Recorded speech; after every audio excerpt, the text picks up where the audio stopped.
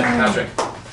And thank you, Patrick and Manolis, for putting this on tonight. Big round of applause for those guys. Mr. Mark Matthews. Mark Matthews, he's wearing shoes. He's wearing shoes. Right, if they take a break, it'll be over. Yeah, exactly. Kenny, nice to see you. Good to see you. Mark, good to see you too. Good to see you too. I can't think of you two without thinking about Donnie, because every time, so many parts of my life involved Donnie Coy. I wasn't going to speak tonight. I personally myself, I wasn't even going to come tonight. Probably 4 or 5 years ago, Donnie had made a post on Facebook that was just horrible. And the first thought I had was, that's Donnie being Donnie. Donnie being Donnie. But as we all know, Donnie being Donnie sometimes could really fucking hurt. But he didn't mean to do it, which sounds like a bullshit excuse. But half the time he really didn't know what a dick he was being. And then he wasn't. Then he was the guy who handed the new comic 20 bucks for gas.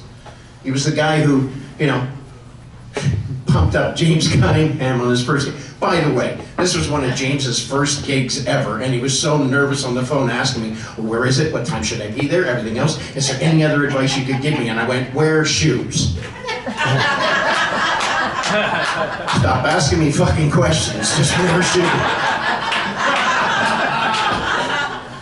Everything you've heard tonight is true. You could sit there and like comics, oh, true story. You don't have to say it. As crazy as they are, they're all true. Yes, he had a logo at the bottom of his pool. He dove in head first one day and smacked his head on the bottom of the pool. I dove in to grab him, and when he came up, did he say thank you? No, he said, wow, guess you thought you saw your meal ticket was going away.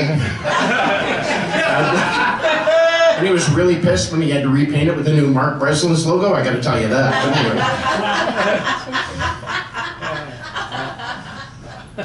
I'm not here to shit on Donnie. It's, we all know who he is and what he was like. And somebody I know and love very much said, many of us just saw what he wanted us to believe he was. And he wasn't all that.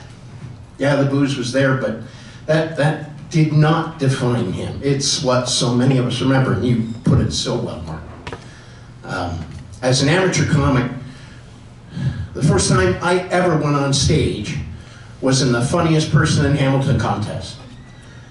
That was my first time ever on stage. Tony Curlow won it, by the way. He did. And since then, that moniker has sent his career pretty much the same direction as mine. But I went to the club. I'd never been to a comedy club. I knew comedy as what Bill Cosby did on records my dad had. And I walked in the club not knowing what to do, and it was a competition. I was in the back hallway of the old downtown Hamilton club, which was this dark dungeon, and just nervous. We're all just shitting ourselves about to go on. If you all remember your first night, you all remember your first night. And I went on stage, and I absolutely sucked. I mean, I just fucking sucked. And I walked off the stage as Donnie went on to introduce the next comic, kind of waited, and he comes up that little run, and I went back down, I went through the double doors, and I was standing back there waiting for him to introduce the next comic, who I think was Andrew Deek, who had Italian luggage.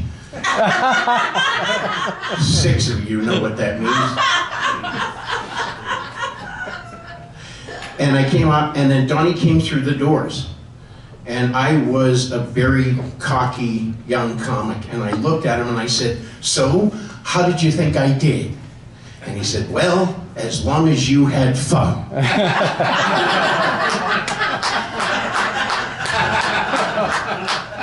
But he said it in a way that in my mind I went, I did. I really enjoyed it. And the next year I did come back and win the competition, but you know, yeah. And Lydia and Donnie and I got to know each other through that, and I was a cook, and I ended up at the Yuck Yucks Club in Niagara Falls as the cook, and then ended up being the manager and being there for a long time. A lot of people just don't know. They find out now. They go, how fucking old were you when you were running that place? I was young. I was little. But Donnie said something in that Facebook post that I just wanted to address, that I had never thanked him or recognized him for what he did for my career. And I would like to correct that.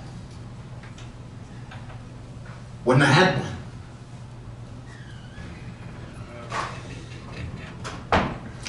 Yet, the club was one thing. The comedy was another. Loved them both. Never felt really like I was truly the best at either.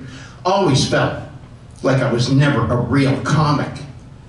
Because I was a manager who did comedy.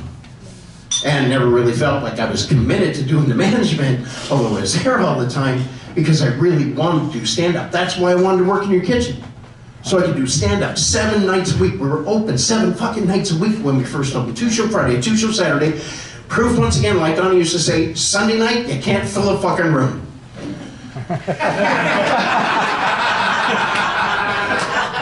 2-for-1s, gold cards, all that didn't fucking work. Sunday nights don't work. But I did that for years, and then Donnie would help me and take me on the road with him. So I could tell thousands of stories. Some good, some bad, some I should never repeat, some that are probably illegal, definitely illegal. Donnie drank. I used to do pretty good too. I had a rule, wouldn't drink in the club. Afterward, yeah, anything goes, shit. We got lots of stories with those. But I think the one I want to tell you was not about his drinking, but about mine. We had gone down to New Jersey to play a place called Mitchell's in Palmyra, New Jersey, run by this mafia guy. And he was fucking, his pictures on the wall had him with Vic Damone, Frank Sinatra, like, I mean, he was a made guy. And he didn't like me. He loved Donnie.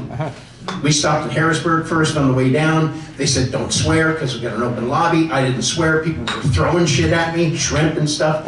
Donnie went up and swore his head off, killed. I turned to the manager and he goes, I gotta book this guy back. Fuck me, fine. And then we went to Mitchell's, and the night we were there on the Saturday night, just quickly get through this story, because there was a wedding party over here. I'll never forget it. The wedding party was there. A group of hecklers were here. I did my little 20-25, got off the stage, and then Donnie came out to rule the fucking room, and he ruled that room. They loved his stuff. But this heckler was driving him nuts, and he was dealing with him. He was one of those people too fucking dense to get it. He was drunk, he was dense, and he was an ass. And Donnie did everything he could to just slice and dice the guy, and he did. And he had a wedding party here that he played with and did brilliant shit with. Stuff I wish you could all see could never happen again, because it just happened in that moment.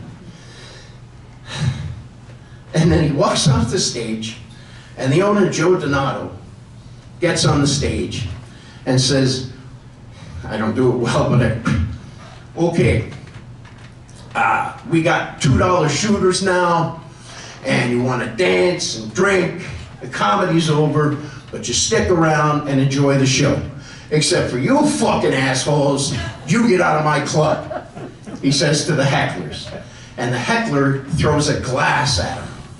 It goes flying past Joe's head, hits the wall, smashes on the wedding party's table, and as I live and breathe, everybody stands up and goes at it. I mean, a saloon movie quality bar fight, I shit you not. There was a woman hit another woman with a chair. On it. I was younger and had been drinking, and okay, fight's on, let's go. I joined in, the bartender and the doorman actually came up behind me, grabbed me, and punched a guy. And then turned around and said, you need to get out of the room. I started to get out of the room, the owner came up, he had a baseball bat. Now Donnie had left the stage and gone down a very long run. It was quite a ways, about this distance, down to the back office. So all he heard were tables and chairs moving around. He couldn't tell there was a fight going on. And then he did get so much noise going and yelling and screaming, he poked his head out the door and saw shit flying and everything else. And this big guy in the hallway, the doorman. The doorman had just taken a baseball bat from me that I took from the owner of the club. My job was to look out for the owner of every club, apparently. Right? And I said, you don't want to use this, you'll lose your fucking club.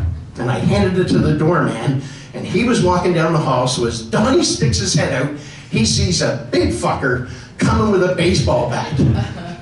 And a fight going on behind it.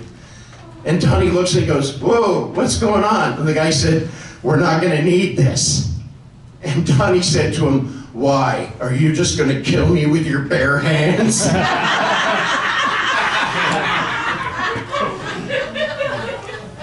Yeah, I'm not gonna tell any more stories, because there's lots of them. There's tons of them. We can sit and drink all night and talk about them. But I think it's nice that he touched so many people's lives that we're here to remember him. And I do miss him. I will always miss him. And no matter how much he pissed me off, he was still Donnie Coy. Yeah. Thanks.